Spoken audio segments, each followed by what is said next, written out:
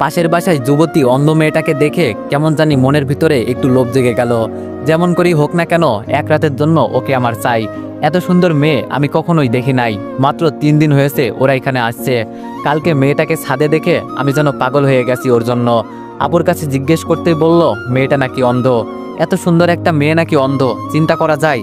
তবে আমার জন্য বেশ ভালোই হয়েছে। মেয়েটার বয়স এত বেশি হবে না, এই তো মনে হয় 15 কি 16। তবে চিন্তার বিষয় ওকে কিভাবে কাছে পাওয়া যায়। আমার জন্য তো বেশ সুবিধাই হয়েছে। মেয়েটা অন্ধ, কিছুই দেখতে পারে না, আমাকে চিনতেও পারবে না। ভাবছি আজকে রাতে কাজটা সেরে ফেলবো, যা হবার তো হবেই। ইস, মেয়েটাকে দেখলেই যেন মাথায় আগুন জ্বলে যায়। আমারও গার্লফ্রেন্ড আছে, কিন্তু এই অবস্থা আমার কখনো হয় নাই ওকে দেখে। বুঝলাম না এই মেয়ের ভিতরে কি আছে। আজকে রাতে যা করার করব। আমি জানি ও তো আমাকে চিনতে পারবে না। কাজটা আমার জন্য আরো সহজ হয়ে গেল। দেখতে দেখতে রাত হয়ে গেল। ওদের বাসার কাছে একটা আম গাছ আছে, ওইটা দিয়ে আস্তে আস্তে উপরে উঠে গেলাম। কিন্তু চিনব কি করে মেয়েটার রুম? ওই তো একটা রুমে মিটমিট করে আলো জ্বলছে। লাফ দিয়ে জানালার কাছে চলে গেলাম। জানালা খুলতেই দেখি হাত কেটে রক্ত পড়ছে। তাতে আমার কিছু আসে যায় না। হাতের দিকে না তাকিয়ে ভিতরে চলে গেলাম। মেয়েটা টেবিলের কাছে বসে কি জানি লেখার চেষ্টা করছে। মাথাটা ঘুরে গেল। এটা কি কোনো মেয়ে নাকি স্বর্গের পরী? আজকে আমি ওকে খুব কাছে থেকে পাবো, ভাবতেও যেন অনেকটাই ভালো লাগছে। মানুষ বলে কোনো মেয়ের সাথে জোর করে শারীরিক সম্পর্ক করলে সেটা নাকি ধর্ষণ হয়। তবে আমার কোনো আসে যায় না। মেয়েটাকে আমার পছন্দ হয়েছে। এখন যদি বলি ওকে এক রাতের জন্য আমার সাথে থাকতে, তখন সে কি রাজি হবে? কখনোই না। তাই আমার পথ আমাকেই অবলম্বন করতে হবে। আমার যে খুব ইচ্ছা ওকে কাছে পাওয়ার, সেটা তো কখনোই পূরণ হতো না যদি ওর সাথে জোর করে শারীরিক সম্পর্ক না করি। দরজার কাছে গিয়ে দরজাটা ভালো করে বন্ধ করলাম। ভিতর থেকে যদি গরুর মতো চিৎকার করলেও বাইরে কেউ শুনতে পারবে না। মেয়েটার পিছনে গিয়ে দাঁড়ালাম। ওর শরীর থেকে আলাদা একটা সুঘ্রাণ বেরোচ্ছে, যেটা আমাকে আরো পাগল করে দিচ্ছে। মেয়েটা পিছনে ফিরে বলল, কে কে এখানে? আরে এ তো দেখি সব টের পাই। আমি একটু দূরে সরে গেলাম, দেখি ও কি করে। তবে মেয়েটা বসা থেকে উঠে দরজার কাছে চলে যাচ্ছে। খুব ভালো করেই বুঝতে পারছি ও কি করতে চাইছে। তাড়াতাড়ি মেয়েটার কাছে গিয়ে ওকে কোলে তুলে বিছানার উপর ফেলে দিয়ে আমি ওর উপর শুয়ে পড়লাম। মেয়েটা এবার কান্না সুরে আমাকে বলল, ভাইয়া আমাকে ছেড়ে দেন, আপনার পায়ে পড়ি। আমি বললাম, সে পড়িও, এখন আমি যেই কাজে আসছি সেটা করি, চুপচাপ শুয়ে থাক। মেয়েটা এবার চোখের পানি ছেড়ে দিয়ে ছটফট করতে করতে বলল, আপনি আমার ধর্মের ভাই লাগেন, আমাকে ছেড়ে দেন। আমি একটা অন্ধ মেয়ে, আমার এত বড় সর্বনাশ করবেন না। মেয়েটার মুখে হাত দিয়ে বললাম, তোর এত কথা শোনার সময় আমার নেই। ওড়না দিয়ে ওর মুখ বেঁধে দিলাম। মেয়েটার কাপড় টেনে টেনে খুলে ফেলেছি, কিন্তু অবাক করা বিষয় ওর চোখ দিয়ে শুধু পানি পড়ছে। বুঝলাম ওর দিকে তাকিয়ে থাকলে মায়া লেগে যাবে আমার। আমি আমার মতো কাজ করতে লাগলাম। সব শেষ করে উঠে টি শার্ট গায়ে দিতে দিতে ওর মুখের বাঁধন খুলে দিলাম। শোয়া থেকে উঠেই মেয়েটা পায়ে লাথি দিয়ে আমাকে দূরে ফেলে দিল। কুত্তার বাচ্চা, আমাকে অন্ধ পেয়ে ধর্ষণ করলি না? এর ফল তুই পাবি। কেন করলি আমার সাথে এটা? দেশি কি কমে ছিল রে? আমি উঠে ওর চুল ধরে বললাম, চুপ কর। আর বিশেষ করে তোকে আমার প্রথম দেখাতেই খুব পছন্দ হয়ে গেছে, তাই আমার মন যা চাইছে আমি তাই করছি। আর আমি জানি তুই অন্ধ, আমার কিছুই হবে না। মেয়েটা আমার পুরো মুখটা হাত দিয়ে দেখতে লাগলো। আমি ওর হাত দূরে সরিয়ে বললাম, একটা পিল খেয়ে নিস। বিছানায় হালকা হালকা রক্তের দাগ আছে। জানালা দিয়ে বের হয়ে পিছনে তাকিয়ে দেখি মেয়েটা বিছানা থেকে উঠতে গিয়ে মেঝেতে পড়ে গেল। বুঝতে পারছি ওর উপর বেশি অত্যাচার করে ফেলেছি। তবে যাই হোক, আমার মনের আশা তো আজকে পূরণ হয়েছে। আস্তে আস্তে জানালা দিয়ে রুমে আমার প্রবেশ করলাম। এত এত খুশি লাগছে আজকে বলার বাইরে। যা চেয়েছি তাই পেয়েছি। বক্সেরে দুমদাম নাচতে শুরু করলাম। মনের খুশি যেন ধরে রাখতে পারছি না। আমি যখন এই মেয়েটাকে কাছে চাইবো তখনই পাবো। ইস, কি যে ভালো লাগছে। আমার দেখা প্রথম কোনো সুন্দরী মেয়ের সাথে আজকে শারীরিক সম্পর্ক করলাম। আহা, কি আনন্দ আকাশে বাতাসে। হঠাৎ শুনি কে জানি দরজায় টুকু দিয়ে ডাকছে। আমি গিয়ে দরজা খুলতে ঠাস ঠাস করে 2টা চড় পড়লো আমার গালে। তাকিয়ে দেখি আমার বড় বোন। আমি আপুর দিকে হাসি দিয়ে তাকিয়ে বললাম, আপু আজকে আমি অনেক অনেক খুশি। আপু রাগী দৃষ্টিতে তাকিয়ে বলল, এই মাঝরাতে তোর নাচার সময় আমরা কি তোর জন্য ঘুমাতেও পারবো না একটুও? আমি বললাম, যে পরে ঘুমিয়ে নিস, আগে আমার সাথে নাচ। আমি আপুর হাত ধরে নাচাতে লাগলাম। ওই যে নাগিন গানে, ছেলেরা এই গানে খুব নাচতে পারে। রুমে পড়ে থাকা লাঠিরা দিয়ে আপু ইচ্ছে মতো আমাকে মারতে লাগলো। একটু পর আম্মু আব্বু সব ভাইয়া রুমে চলে আসলো। আমি আম্মুর কাছে গিয়ে দাঁড়িয়ে বললাম, তোমার মেয়ে আমাকে মারছে, দেখছো আম্মু? আপু আমার দিকে তেড়ে এসে বলল, তোরে মারবো না তো কি আদর করব? জানো আম্মু তোমার ছেলে কি করেছে? এই মাঝরাতে বক্সে গান ছেড়ে নাচানাচি করছে, তাও আবার আমাকে বলে নাচতে। বাবা রাগী দৃষ্টিতে তাকিয়ে বলল, কিরে দীপু, মাঝরাতে এটা কি শুরু করলি? আম্মু বলল, বাবা কি হয়েছে হঠাৎ তোর? আমি খুশি মনে বললাম, আম্মু আজকে আমি অনেক খুশি, যা চেয়েছি তাই পেয়েছি। ভাইয়া আমার দিকে তাকিয়ে বলল, দেখ দীপু, এই মাঝরাতে আমরা কেউ তোর নাটক দেখতে আসি নাই, যা গিয়ে ঘুমা, এই খুশিতে আত্মরা হলে হবে না, সকালে এই খুশি প্রকাশ করিস। আমি আপুর দিকে তাকিয়ে বললাম, ডাইনি কথাকার, দেখে নিব তোরে। আপু বলল, তবে রে। আমি আম্মুর থেকে সরে গিয়ে বললাম, আয় দেখি সাহস থাকলে। বাবা ধমক দিয়ে বলল, এই তোরা যার যার রুমে যা, আর দীপু চুপচাপ ঘুমা গিয়ে। আমি মাথা নিচু করে বললাম, সবাই চলে গেলে শুধু আপু দাঁড়িয়ে আছে। আমি বললাম, আপু চল না একটু ড্যান্স করি। আপু চোখ লাল করে চলে গেল। যাক বাবা, কি এমন করে ফেলেছি আমি? দরজা লাগিয়ে বিছানায় শুয়ে আছি, তবে বারবার মেয়েটার মায়াবী দৃষ্টি আমার সামনে ভেসে উঠছে।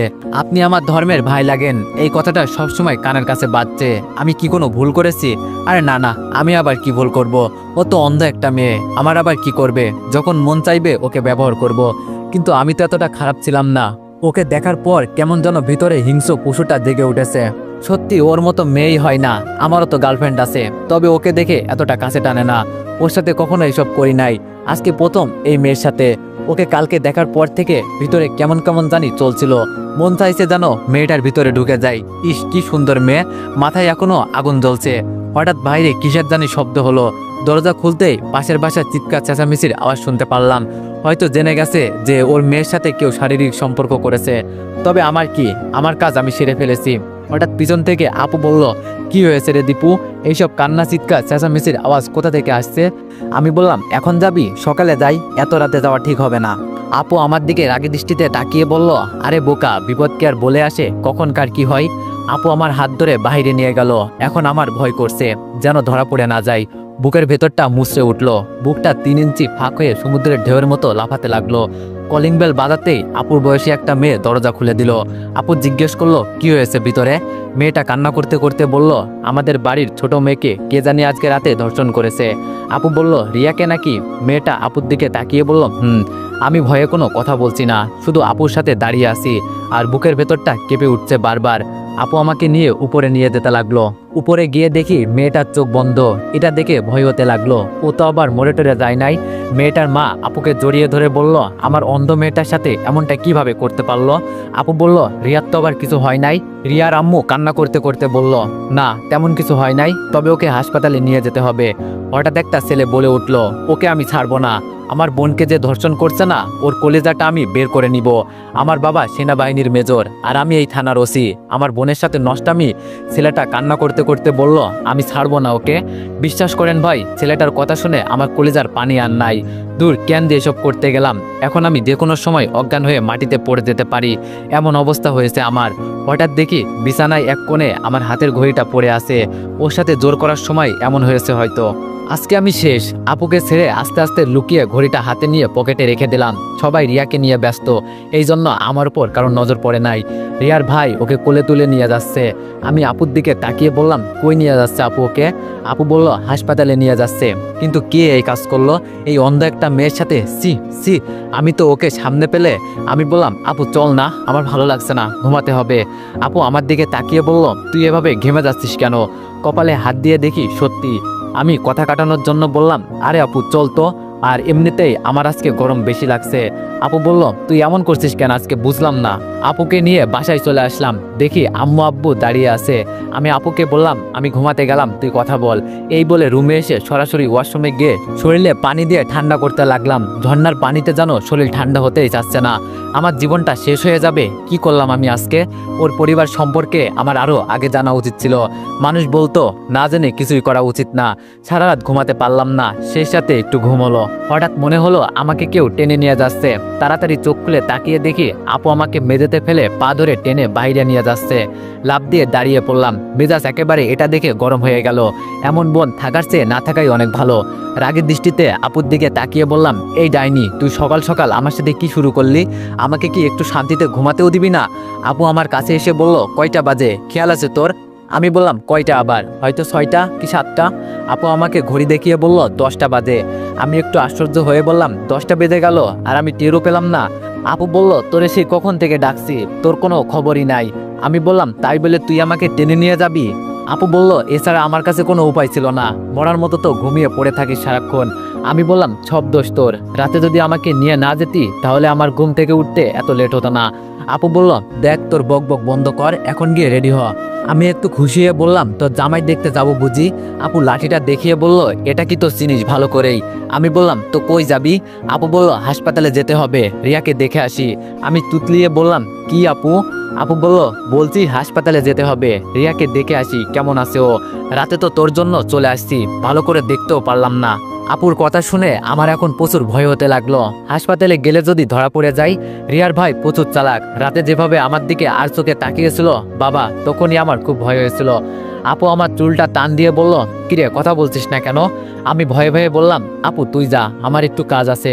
আপু বেশ কিছুটা রেগেই বলল, আমি তোরে বলছি না রেডি হতে, যা গিয়ে রেডি হ, এত কথা বলিস কেন?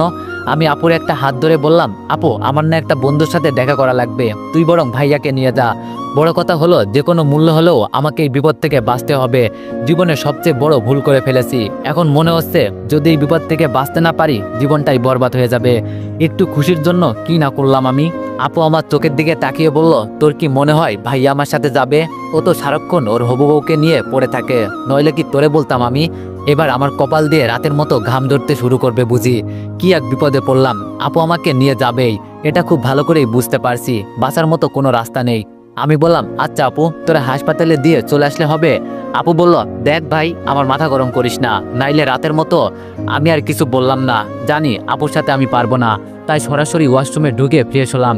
রেডি হয়ে বাইরে এসে দেখি আপুর হাতে খাবার নিয়ে দাঁড়িয়ে আছে। আমি খুব খুশি হয়ে বললাম, আমার জন্য এত কষ্ট করার কি দরকার আছে আপু, আমি নিজেই তো খেয়ে নিতে পারতাম। আপু আমার দিকে অগ্নি চোখে তাকিয়ে বলল, এইসব তোর জন্য না, রিয়ার জন্য, আর চল এখন, এমনিতেই অনেক দেরি হয়ে যাচ্ছে। আমি বললাম, কিন্তু আপু আমি তো কিছুই খাই নাই। আপু বলল, পরে খাবি, সকালে উঠলি না কেন, এখন চল। আমি আম্মুকে ডেকে বললাম, দেখো না আম্মু, তোমার মেয়ে আমাকে মেরে ফেলতে চাইছে। আম্মু রান্নাঘর থেকে বলল, মিতুর সাথে যা, আর আসার সময় রেস্টুরেন্ট থেকে কিছু খেয়ে আসবি। রাগ করে বাইরে চলে গেলাম। বাসার একটা চাকরের দাম নেই আমাকে, মন চাই মাঝে মাঝে নিরুদ্দেশ হয়ে যায় কোথাও। একটা রিক্সা নিয়ে হাসপাতালের দিকে রওনা দিলাম। যত কাছে যাচ্ছি ততই যেন বুকের ভেতর দুকানিটা বেড়েই চলেছে। মনে হচ্ছে জানো এবার আমার সাথে বড় কিছু হবে, আপু আমাকে ধরিয়েই দিবে, ওর জন্য আর পারি না, শুধু আমাকে বিপদে ফেলে, কি করি এখন? হাসপাতালে এসে আপুর পিছনে পিছনে যেতে লাগলাম। ভিতরে গিয়ে দেখি রিয়ার ভাই বাইরে একটা বেঞ্চের উপর বসে আছে, চোখ মুখ একদম লাল হয়ে গেছে, মনে হয় সারা রাত ঘুমায়নি, নাকি রাগে এমন হয়েছে কি জানি। আমার তো ভিতরে একদম মনে হচ্ছে যেন প্রাণটা বের হবে হবে অবস্থা। রিয়ার ভাই একবার আমার দিকে তাকিয়ে দেখলো, আমি মাথা নিচু করে আপুর পিছনে হাঁটতে লাগলাম। বড় কথা, কোনোভাবে ধরা পড়া যাবে না বা কারো চোখে সন্দেহ জাগানো যাবে না, নইলে জীবন শেষ। ভিতরে গিয়ে দেখি রিয়ার আম্মু রিয়ার সাথে কথা বলছে, এটা দেখে একটু ভালো লাগলো আমার। যাক, ওর তো আবার কিছু হয় নাই, মনের ভিতরে একটু সাহস জাগলো। তবে রিয়াকে হাসপাতালের বেডে দেখে নিজেকে একটু অপরাধী মনে হচ্ছে। আন্টি আমাদের দেখে প্রশ্ন করলো, তোমরা কেন আসলে মা এখানে, আমরাই তো একটু পর চলে যাব। আপু আন্টির কাছে গিয়ে বলল, কি যে বলেন না আপনি, আমাদের পাশের বাসায় থাকেন আপনারা, আর এই অবস্থায় আপনাদের পাশে থাকবো না আমরা? আর তাছাড়া রিয়া তো আমাদের ছোট বোনের মতোই। রিয়া ওর মায়ের হাত ধরে বলল, কে এসেছে আম্মু? আন্টি রিয়ার হাতের উপর হাত রেখে বলল, পাশের বাসায় তো রিয়া আপু আর ওর ছোট ভাই। আপু রিয়ার আম্মুকে বলল, আন্টি আপনি যান, এখানে কিছু খাবার আছে খেয়ে আসুন, আমি কিছুক্ষণ রিয়ার পাশে বসে আছি। আন্টি আপুর দিকে তাকিয়ে বলল, না মা, তোমাদের কষ্ট করতে হবে না, আমাদের দেখতে এসেছো এটাই বেশি। আমি বললাম, আরে আন্টি সমস্যা নেই, আমি আর আপু এখানে কিছুক্ষণ আছি। আর বাইরে দেখলাম ভাইয়া বসে আছে, দেখে মনে হয়েছে সারা রাত ঘুমাই নাই, চোখ মুখ কেমন লাল হয়ে আছে, পারলে ভাইয়াকে নিয়ে বাসা থেকে ঘুরে আসেন, আগে আপদ বিদায় করি। কেমন জানি আমার ভিতরে ভয়টা যেন বেড়েই যাচ্ছে রিয়ার ভাইকে দেখে। আপু আমার কথায় তাল মিলিয়ে বললাম, আন্টি আপনি যান, আমরা রিয়ার কাছে আসি। রিয়া ওর আম্মুকে চলে যেতে বলল। আমাদেরকে রেখে রিয়ার মা চলে গেল। হঠাৎ আমার রিয়ার উপর নজর পড়ল।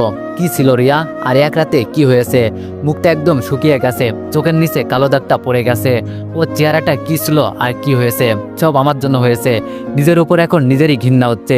এইসব করার আগে একটু চিন্তা ভাবনা করতাম, এত সুন্দর একটা মেয়ে আর এক রাতের মাঝে কি হয়েছে। আপু গিয়ে রিয়ার পাশে বসলো। রিয়ার আপুর হাতটা ধরে বলল, ভালো আছেন আপু? আপু রিয়ার হাতটা মুঠোই করে বলল, তোমার এই অবস্থা দেখে কিভাবে ভালো থাকি বলো, কি করে তোমার সাথে এমনটা করতে পারলো? জানো তোমার এই অবস্থা দেখার পর আমার অনেক খারাপ লাগছে। যদি আমি নিজের কাছে ছেলেটাকে কাছে পাই না, নিজের হাতে হত্যা করব। আমার মনে হয় ও কোনো ভালো মেয়ের সন্তান হতে পারে না। ওই কথাই আছে না, এইসব কাজ কারা করে, যাদেরকে সমাজে কাপুরুষ বলা হয়। এছাড়া এই কাজ কেউ করবে না, শালা কাপুরুষ কোথাকার। আপুর কথা শুনে মাথাটা নিচু করে ফেললাম, চোখ থেকে মনে হচ্ছে যেন জল গড়িয়ে পড়বে। আমার আপু আমাকে কাপুরুষ বলল, ঠিকই তো বলেছে, আমি কোনো ভালো মেয়ের সন্তান হতে পারি না। একটা মেয়ের উপর লোভ দেওয়ার কারণে আজকে আমি কি হলাম, সমাজের মানুষের কাছে আমি একজন ধর্ষণকারী সেজে গেলাম। ওই রাস্তায় বেড়ানো কুকুর আর আমার মাঝে কোনো পার্থক্য নেই। এখন মনে হচ্ছে ওরা মাঝে মাঝে খালি রাস্তায় কোনো মেয়ে পেলেই যেন ছিঁড়ে ছিঁড়ে খায়। আমার আর ওদের মাঝে তো এখন মনে হচ্ছে কোনো পার্থক্যই নেই। ছি, নিজের উপর এখন ঘৃণা হচ্ছে। রিয়া মৃত অপর হাত ধরে কান্না করতে করতে বলল, জানেন আপু, আমার অনেক ইচ্ছা ছিল, সব শেষ করে দিয়েছে। আপু রিয়ার চোখের পানি মুছে দিয়ে বলল, কান্না করিও না, সব ঠিক হয়ে যাবে, এসব নিয়ে আর চিন্তা করিও না। এখন বলো তোমার কি ইচ্ছা ছিল, আমাকে বলো, আমি সব পূরণ করব। রিয়া মিথ্যা একটা হাসি দিয়ে বলল, খুব ইচ্ছা ছিল কোনো স্কুলের শিক্ষক হব। স্কুলের ছোট ছোট ছাত্রদের সাথে আমি খেলাধুলা করব, ওদের নিয়ে মজা করব। কখনো যে আমার সাথে এমন কিছু হবে আমি ভাবতেও পারি নাই। আমার সব স্বপ্ন ভেঙে দিয়েছে আপু, আমার কাছে এখন আর তেমন কিছুই নাই। আপু রিয়াকে মিথ্যা একটা আশ্বাস দিয়ে বলল, আরে বোকা মেয়ে, এসব নিয়ে চিন্তা করো কেন? মনে করো এটা একটা অ্যাক্সিডেন্ট ছিল, ভুল করে এসব হয়ে গেল। আমি জানি তুমি সব পারবে, যখন সুস্থ হবে আমার কাছে আসবে, আমি তোমাকে পড়াবো, তোমার স্বপ্ন আমি ভেসে যেতে দিব না। রিয়া আপুর কথায় একটা হাসি দিয়ে বলল, আপনি খুব ভালো আপু, তো এখন বলো তোমার কেমন লাগছে? রিয়া বলল, এই তো আপু, অনেকটা ভালো, তবে রাতের কথা চিন্তা করলে আপু মনটা চায় আত্মহত্যা করি, আমার সব কিছু জানো শেষ হয়ে গেছে। রিয়া আবার কান্না করে দিল। আপু বলল, আমি বলছি না এইসব নিয়ে চিন্তা করো না, সব ঠিক হয়ে যাবে। রিয়া আপুর হাতটা ছেড়ে দিয়ে বলল, জানেন আপু, রিয়া আমার সাথে এইসব করেছে, আমার তাকে শুধু একবার সামনে থেকে অনুভব করার খুব ইচ্ছা আছে। তাকে শুধু একটা প্রশ্ন করব, এই অন্ধ মেয়েটার সাথে এমনটা না করলে কি হতো না? ওকে একবার সামনে পেলে বলবো, জানেন একটা অন্ধ মেয়ের পৃথিবীতে আলো দেখার মতো ক্ষমতা তার নেই, নিজের আপন মা ভাইদের দেখতে পারে না, কাউকে নিজের চোখে দেখে একটু আনন্দ পাবো সেটাও পারি না। আপনাদের মতো আমরা কোনো বড় বড় পার্টি দেখে মজা পাই না, কারণ আমরা যে অন্ধ, এই দুনিয়াতে আলো দেখার ক্ষমতা উপরওয়ালা আমাদের দেয় নাই। একটা অন্ধ মেয়ের অনেক স্বপ্ন থাকে, অনেক স্বপ্ন ছিল আমার বুকে, ভাবছিলাম এগুলো পূরণ করব। তার আগেই আপনি আমার সব স্বপ্ন শেষ করে দিলেন। জানেন আপু, ও আমার এই অন্ধ হওয়ার সুযোগটা নিয়েছে, আমাকে বলে গেছে তুই তো আর দেখতে পারিস না।